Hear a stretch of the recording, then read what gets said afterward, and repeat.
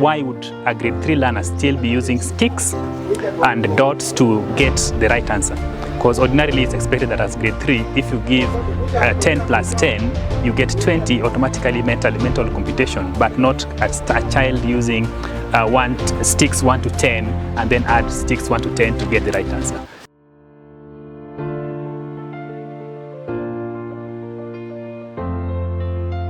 In our trainings, we really need to do more to enhance the capacity of the teachers to identify errors made by learners in the learning process, whether be in the work they're doing in their books or in the learning process in the classroom.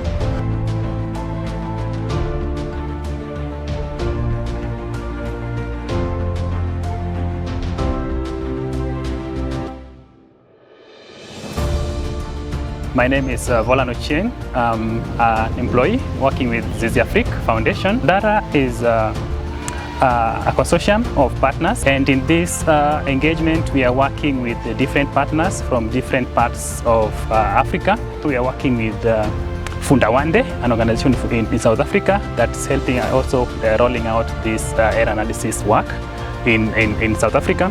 But we're also working with partners in Cameroon. We have eBase, who are helping us implement the same initiative. In Nigeria, we also have the Education Partnership Center. And in Kenya, we have Zizi Afrique Foundation as leading this piece.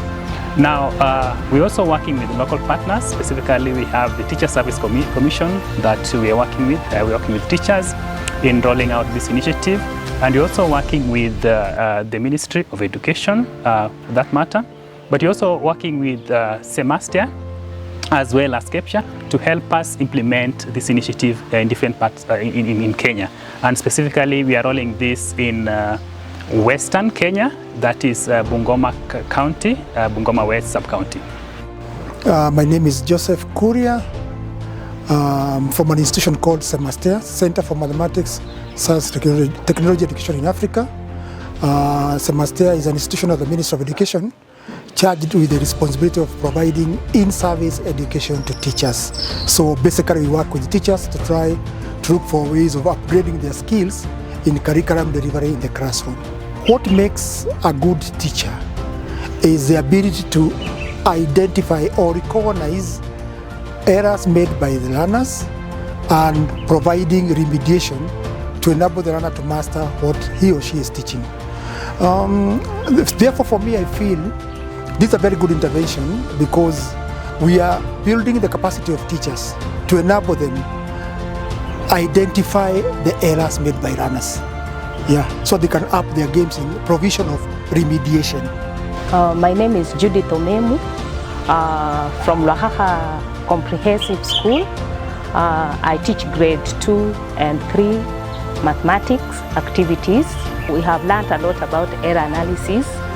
One, I have discovered that there are very many errors that are being made by our learners while we are with them in classes, and therefore, because of this error analysis, it is helping me individually as a teacher to help these learners to identify the errors and therefore to work out how to do away with the errors in class while I'm doing my work. My name is Judith Ngaina, Curriculum Support Officer, Luandanyi Zone. Error analysis is exciting me because teachers are able to identify areas where learners make errors, and as a result of that, it will enable them to find possible strategies of addressing the errors. And from the data collection, we were able to identify the errors that are most commonly made by learners when they are working out addition and subtraction in mathematics. From the teachings, we realized that we have 3 types of errors, which are the procedural errors, we have the factual errors, and we have the conceptual errors. Therefore, out of these errors, if maybe I be specific on the factual errors, I've realized that most of our learners confuse the signs in class. For example, if you give a sum on addition, sometimes they do subtraction instead of addition, and they do addition instead of subtraction. Therefore, I realized they have a problem of confusing the operation signs. That is one of the errors that we have realized. Number two, we have also realized that our learners lack the concept and they lack the principles of aligning the mathematical sums accordingly because of lack of the knowledge of place value. Therefore, that one is affecting us because they are lacking the concept of place value, and therefore it becomes also a factual error. From the results that we got, the findings from the data collection that we had, we realized that across the grades, because we did data collection for grade 2 and grade 3, and we found that across the grades, girls were doing better than boys in numeracy, which is something that is a surprise and is something that is of interest because normally it has been normalized that males or boys do better than girls in maths. But in our assessment, we found that this is a different trend, that girls are outperforming boys across the two grades. Much as we expected learners to be able to, for instance, for grade 3 learners, we expected things like mental computation for numeracy tasks that we gave them. But what we saw was even for those grade 3 learners who are getting the concepts right and getting the assignments right, you could still see the use of dots, where somebody used dots to count or sticks to count were the method that were predominantly appearing or featuring as commonly used. So this is something that we feel need to interrogate on why would a grade 3 learner still be using sticks and dots to get the right answer. Because ordinarily it's expected that as grade 3, if you give 10 plus 10, you get 20 automatically mental computation, but not a child using sticks 1 to 10 and then add sticks 1 to 10 to get the right answer. My name is James Mburu, and I work for Zizi Afrique Foundation as a program officer under the Directorate of Innovation.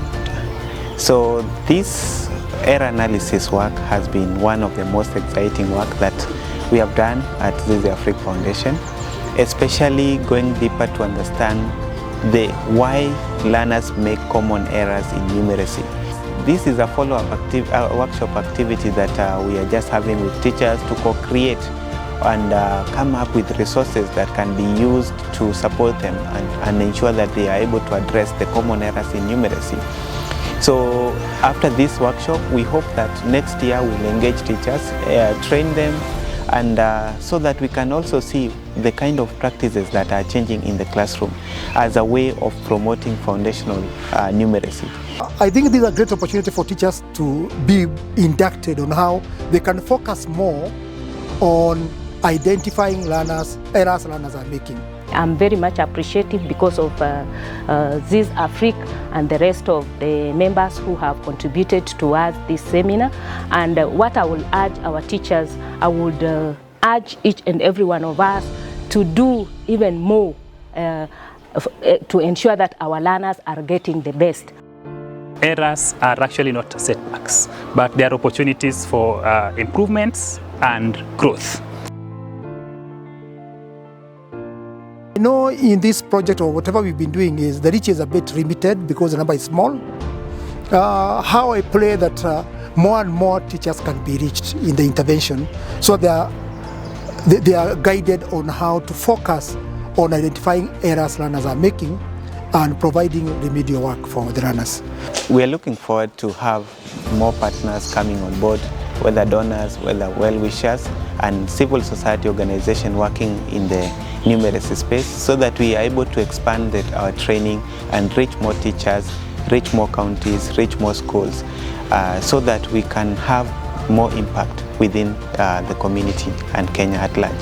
Thank you, Zizi Afrique and CEMASTEA, for this training.